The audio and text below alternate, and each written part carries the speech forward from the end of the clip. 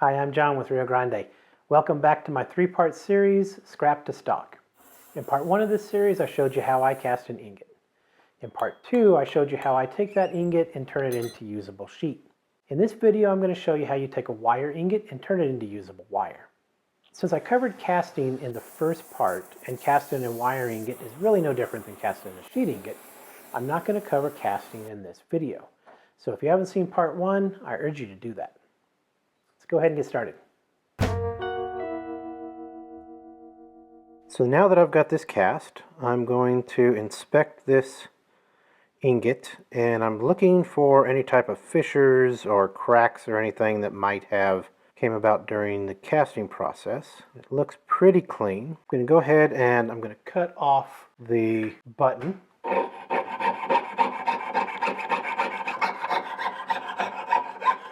And then I'm going to look at the cut end, and the grain structure looks really good. I don't see any problems with it.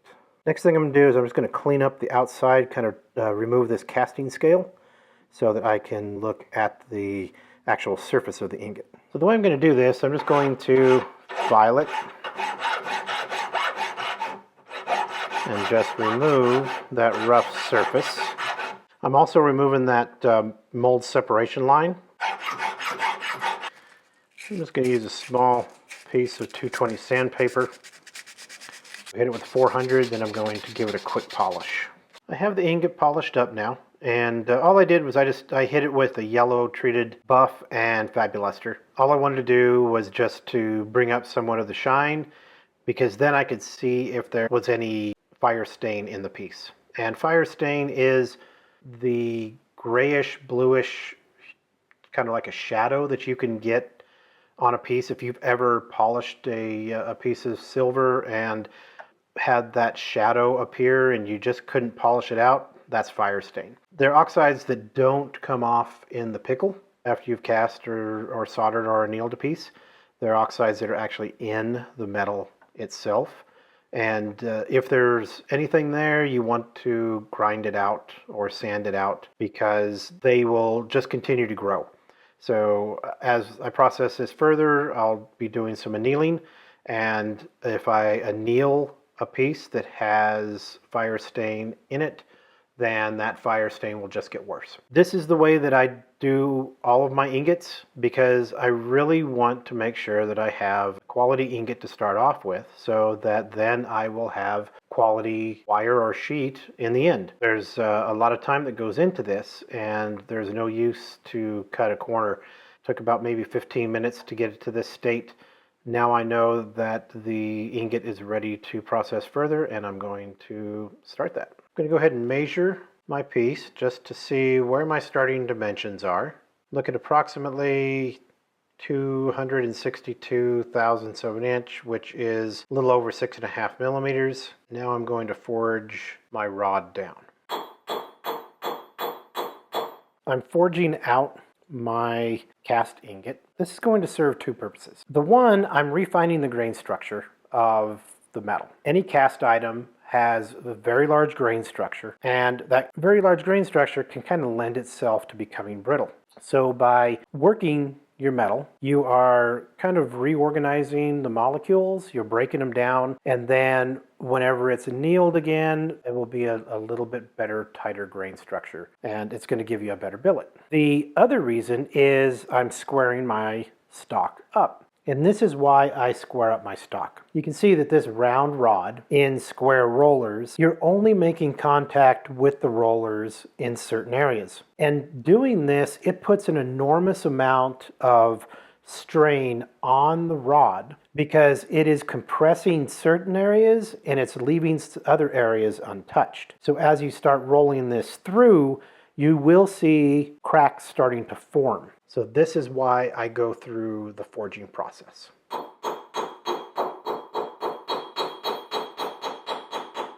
Forged it down to about 4 millimeters. I didn't get quite forged down half the thickness, but the metal, as it's responding to my hammer, I think it's time that I need to go ahead and anneal it, and then I can go on to the rolling mill.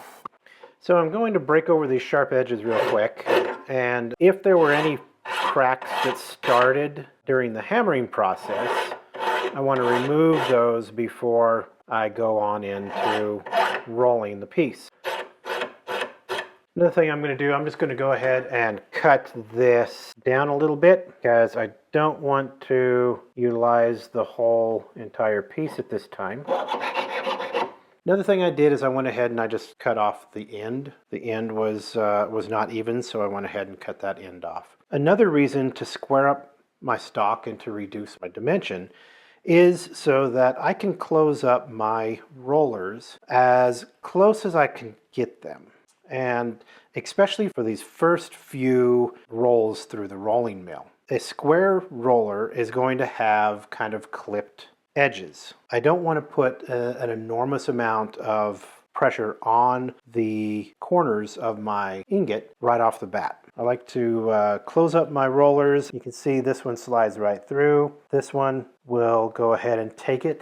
The piece is coming into contact with the rollers in pretty much all of the locations on the ingot. I don't normally roll it this way, but it's the only way I can get the camera to where you can see it.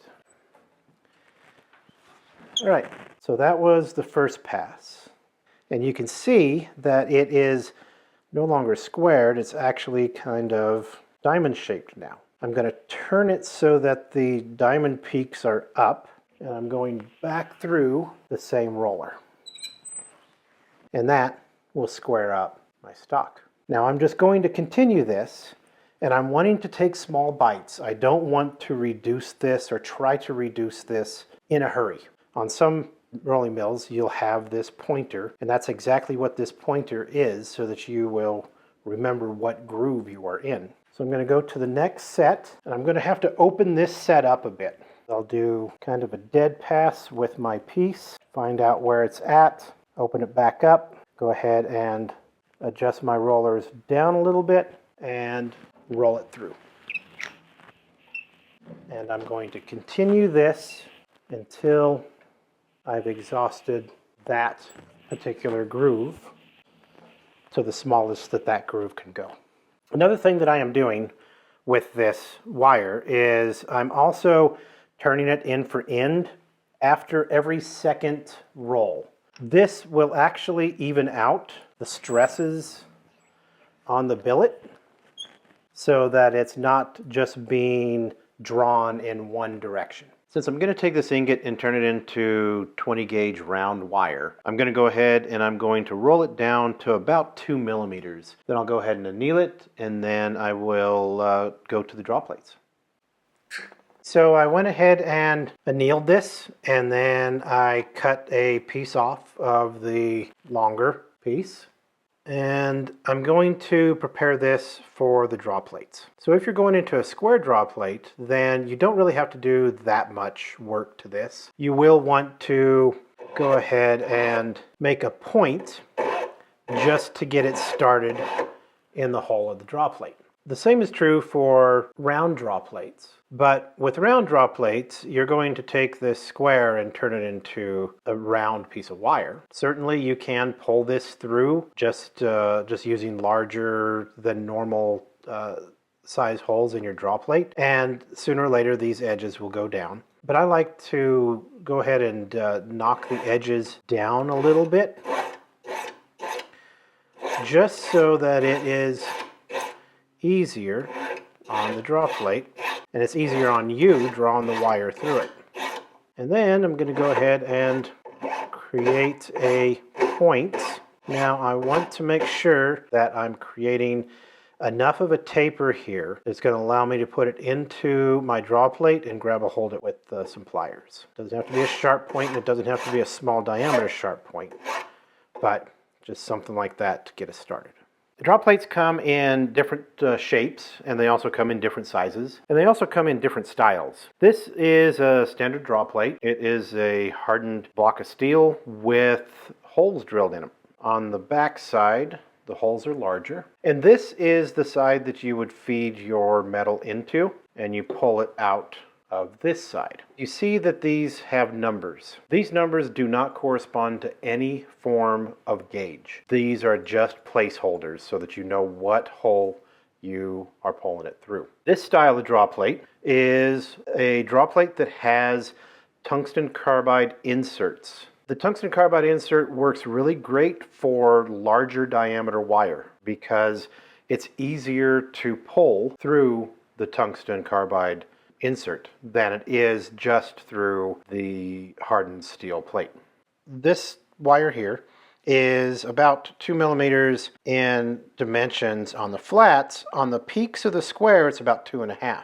Unlike the standard draw plate, the tungsten carbide draw plates, they do have metric equivalents of the holes stamped on the plate. So you can see that this goes from basically 2.3 millimeters to 6 millimeters. So I'm going to have to use this draw plate first and then go to this draw plate to draw down to my final dimension. So you need to make sure that your draw plate is nice and secure.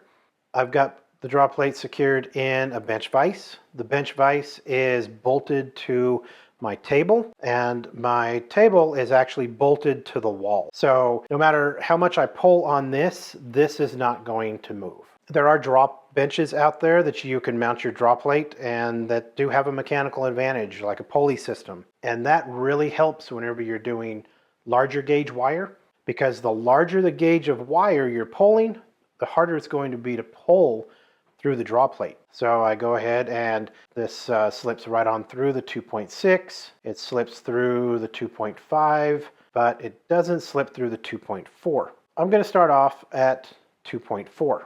I'm going to take burr life. I'm just going to put a little dab in those holes. I'm going to feed my wire into it. Now remember I told you to create a taper on your wire so that it would go through your draw plate and you would end up with enough material to grab a hold of with a pair of pliers. So I'm going to go ahead and clamp my pliers on there, pull through. I want to pull consistently. I don't want to stop in my pulling. Go down to 2.3, grab a hold of it, pull it through.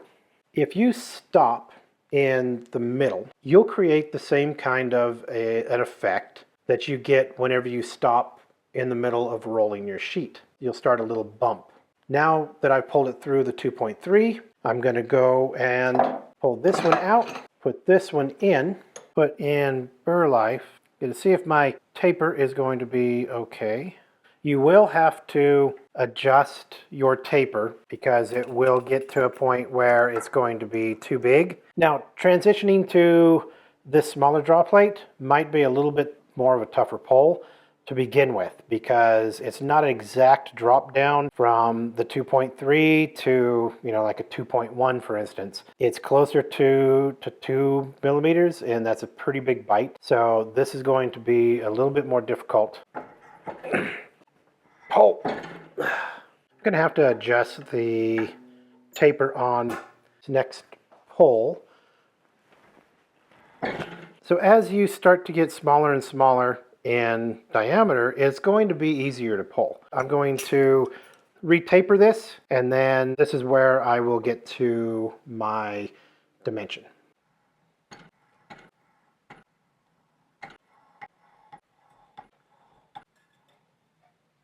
Okay, let's go ahead and see where we're at. Going to measure this. It looks to be about 33 thousandths, which is right about 20 gauge. So I'm down to the dimension that I wanted to be. So you might have noticed that I did not anneal the wire during all of those pulls. And that is because I don't like to over anneal my material. I like to reduce the stock by at least 30%. This went from approximately 2 millimeters down to less than a millimeter, so that's over 50% reduction. And now if I want to take this wire any further, I would need to anneal it. This is the best way to do it, is go ahead and wrap your wire into a coil as tight as you can, lock it into place with the ends, and this right here will give you a lot of surface area to heat up evenly. If you're trying to heat up lengths of wire, the wire can be annealed unevenly, and that'll cause problems whenever you are going on to the next step of pulling.